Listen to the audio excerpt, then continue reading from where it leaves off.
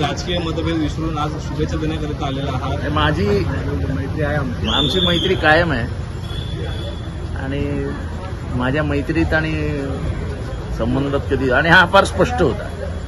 हा इतरांसारखा गद्दार नव्हता. यांनी आत्मन कालाकांड नाही केली.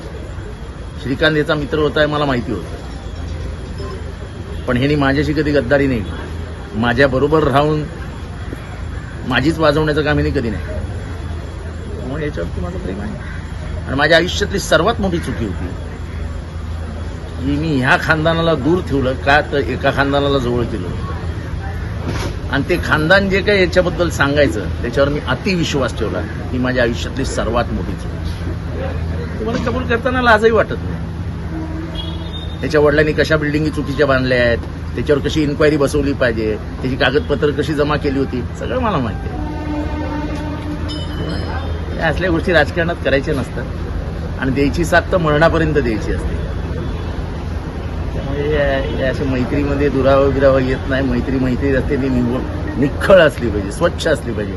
आम्हाला जेव्हा जेव्हा श्रीकांतला भेटायला जायचं तेव्हा सांगून जायचा मी श्रीकांतकडे जातोय सर.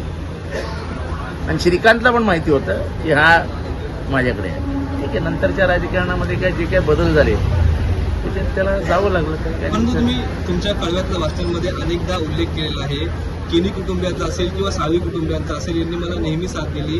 हे बघा, मनोहर साळवी, कोण नेमकं गद्दार, नेमकं मनोहर साळवी या माणसाबद्दल मला आजही आदर आहे, उद्याही असेल आणि परवाही असेल. हा माझ्या जवळ होता, आहे आणि राहील.